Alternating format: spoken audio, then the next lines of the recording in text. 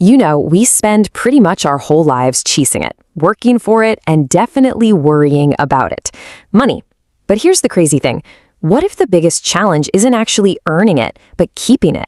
It's a really strange puzzle when you think about it. How can someone make an absolute fortune and still end up with nothing?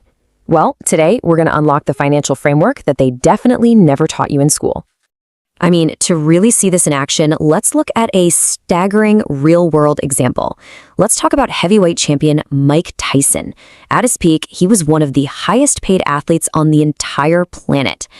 Get this, we're talking over $300 million. You'd think that kind of money would set you up for life, right? And your kids' lives and their kids' lives too. But the reality was a total knockout blow. In 2003, Mike Tyson filed for bankruptcy.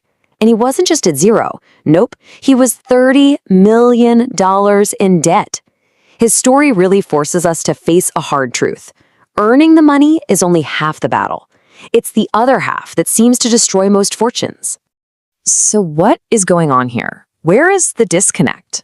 How can a person earn a life-changing generational amount of money and not only lose every penny, but end up millions in the hole?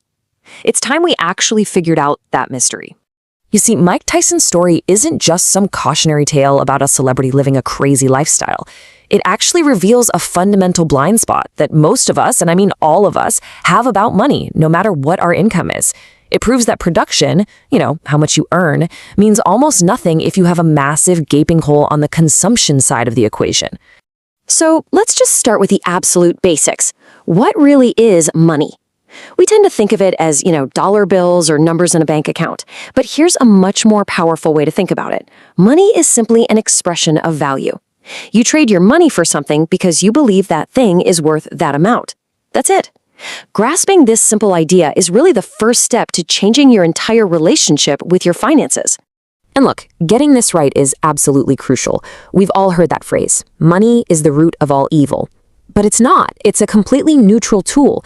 Think of it like a key. That's all it is. Having more of it just opens more doors and gives you more options. The choices you make with that key, well, that's a reflection of your character, not your cash. Okay, so great. Money is just a tool. But how does that actually help someone who's, living paycheck to paycheck? This is where we introduce a framework that turns this theory into a practical, real-world strategy. And it all starts by redefining what the rat race actually is. Believe it or not, your entire financial life, all of it, can be boiled down to this one simple, powerful scale. On one side, you've got production. That's the value you create that brings money in, usually from your job. And on the other side, you've got consumption.